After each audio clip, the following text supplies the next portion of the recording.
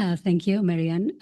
Good morning, everyone. I'm really delighted to be here today and to have the opportunity to share with you our latest findings on how carbohydrate quality influences cognition and the risk of dementia.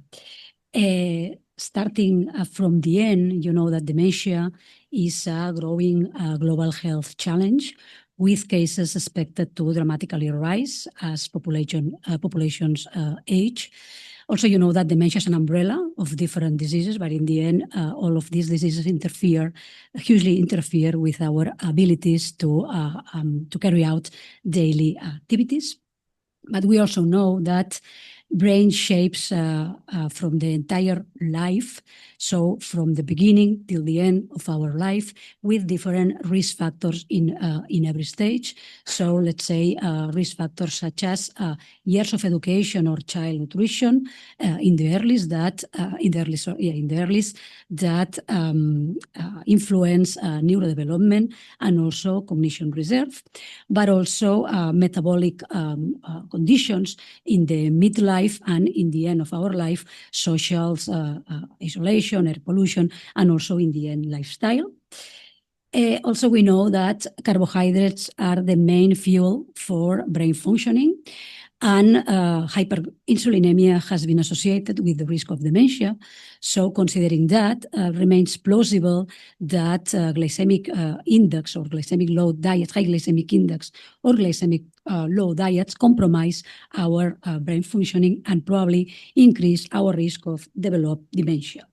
It's also important to know that although there are really few studies on this topic because it's quite difficult to have the same population followed from the birth to the death, there are some studies, looks like a TV program because it's called Project Talent, but it's not a TV program. It's a cohort that was initiated in 1960 in the United States. So they assess cognitive abilities in high school students, and they follow these students till they reevaluate these students after 60 years of follow-up. So they realized that adolescent cognition was directly associated with a higher risk of cognitive impairment and also with dementia. And this was associated independently of other potential confounders.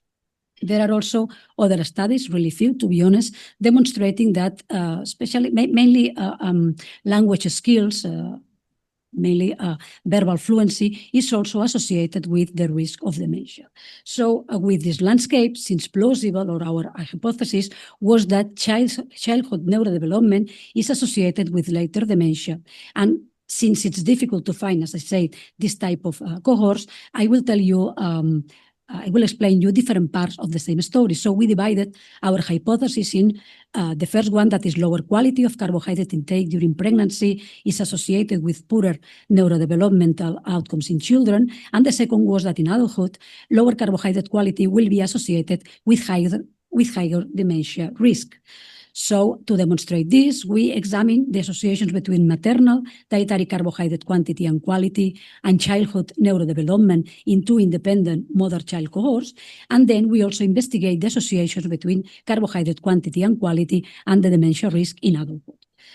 We took advantage of existing cohorts, so we considered, in fact, there are 3 different articles on that. We considered 2 mother-child pair cohorts that are the BIS cohort and the Eclipses cohort, and also we took advantage of the UK Biobank dataset in order to address our hypothesis in the adult population. So briefly, BIS and Eclipses are mother-child paired cohorts independently, one of the other, in which nutritional data was assessed using validated food frequency questionnaires. And in case of UK Biobank, nutritional data, as you probably know, was assessed using 24 hours dietary records. Looking at the outcomes, both in the BISC and the Eclipses cohort, the researchers distributed the Bayes scale of the BESIT scale that address cognition or assess cognition, language, and motor skills. In case of the BIS cohort, this survey was administered at 18 months of age, and in case of the eclipses was administered at 40 days of life. In case of the bees, we also distribute the DP3, that this is reported by parents, and also collect data on socio-emotional and adaptive behaviors. In case of the bees, was collected at 8 and 28 months of age. And in the eclipses study, we distributed the Wechsler preschool and the neuropsychological assessment, NEPSI, for friends, that was administered at 4 years of age. And this type of test assess data on working memory, visuospatial memory, visual motor abilities or memory, social perception. So it's quite more sophisticated. And as the outcomes in the UK Biobank, we analyze basically total dementia, Alzheimer's dementia, but also vascular dementia and frontotemporal dementia. Moving to the results, I will start for the BIS cohort.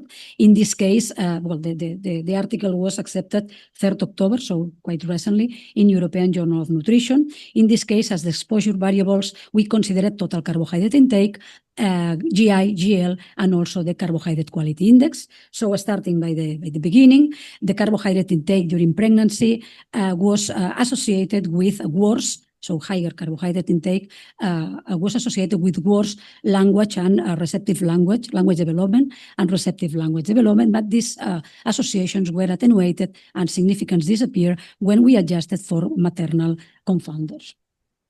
In a similar way, we got the same results for GLO. So also we got significant results for language, expressive and language development, and receptive language as well. But again, the significance disappeared when we adjust the full the model for maternal confounders. However, if we look at GI was consistently associated with worse language and language development and worse gross motor development, even after adjusting for potential confounders. And this was found for the both surveys we distribute, so with those assessed with BESIT and also in the DPC3. I have to say that DPC3 is reported by parents. I don't remember if I explained before, so has less sensitivity compared to BESIT. But anyway, it's a useful tool. And also I have to say that this was consistently found both at 18 months and also at 3 and 28 months of age. And when we look at the carbohydrate quality index, it was the results we got were accordingly to those with the GI. So again, higher carbohydrate carbohydrate quality index, was in this case positively associated with better gross motor. So taken together, we could say that maternal carbohydrate quality during pregnancy may influence early neurodevelopment, and especially those skills related to motor abilities. We conduct a really similar analysis in the other core, in the ECLIPSE score. In this case, we also evaluate total carbohydrate, GI, GL, but we evaluate nutritional data from the mothers at what we call early pregnancy, that was assessed at 12 weeks of pregnancy, and also what we call late pregnancy, that nutritional data was collected at 36 weeks of pregnancy. And the reason was that you know that brain is developed in different ways across along the different stage of pregnancy. The outcomes were BESIT at 40 days and 2 other questionnaires at 4 years of age. So if we start for the analysis at 40 days of age, we realize that in this case, again, we couldn't find significant differences in carbohydrate intake. Only maternal glycemic index during late pregnancy was associated with lower expressive language. So more or less, we could reproduce the previous findings. When we move to glycemic load, that it also makes sense to me for physiological reasons. Glycemic load was associated with worse, higher glycemic load was associated with worse expression language and worse motor development, both in the early pregnancy and also in the late pregnancy consistently. If we move to data at 4 years of follow-up, in case of children. So we have data from the Welshire and also from the NEPSI, but consistently, again, carbohydrate intake was associated with carbohydrate intake, during late pregnancy was associated with worse processing speed index, nonverbal indexes, full-scale intelligence quotient, and visuomotor precision. So again, neurodevelopmental abilities were developed worse in those children born from mothers eating low carbohydrate quality, quality of carbohydrates. So, and during the pregnancy, in case of GL, at 4 years of follow-up, we found the similar results. So GL was also inversely associated with all these neurodevelopmental skills. So both the amount and quality of maternal carbohydrate intake, particularly reflected by GL, but also somehow GI, influence neurodevelopment in newborns, but also in young children, considering the data we got in children at 4 years of age. So if we move to the latest stage of our life, so we analyze in adult, we analyze the risk of suffering for dementia. Again, we analyze total carbohydrate intake, GI, and GLO dietary indexes. In this case, we see that, well, we include all these participants from the UK Biobank with available nutritional data. So in the end, we had 202,000 participants, more or less, mean follow-up of 13 years, and we got 2,362 cases of total dementia. So we realized that total carbohydrate intake displayed a G shape with the risk of dementia, with an inflection point at 45 levels. So when we use this inflection point for the Cox regression analysis, subjects eating low carbohydrates had a, let's say, a protection against suffering dementia, and there was a risk for those who eat higher carbohydrates. We did a similar analysis, but in this case, regarding GI and GL. For GI, the GI values display an inverse G shape with dementia, and in case of GL displays a G shape, the same than total carbohydrate intake. In this case, the inflection point for GI was 49.3, and for GL was 111.01. So we use again these inflection points in the Cox regression, and we realize that those subjects eating or who display a low glycemic index food has a lower risk, 16% lower risk of suffering dementia after 13 years of follow-up, and those subjects with higher glycemic load display a 14% of higher risk of dementia. So as I say, these are different parts of the same story.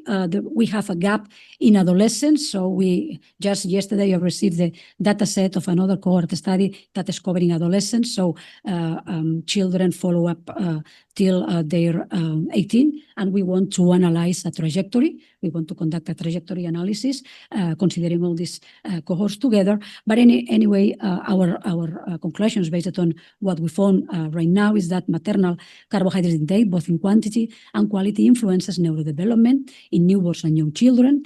Low glycemic index diet might help to protect against dementia, while high glycemic load diets may increase the risk. So it means that community-based nutritional guidelines for pregnancy and later life are essential to support cognitive health, and also that developing foods with optimal carbohydrate quantity and quality could offer a promising approach for personalized nutrition aimed at protecting brain health and especially focus on healthy aging. So thank you all for your attention, and if you want to follow us in our social networks, here you have. Thank you.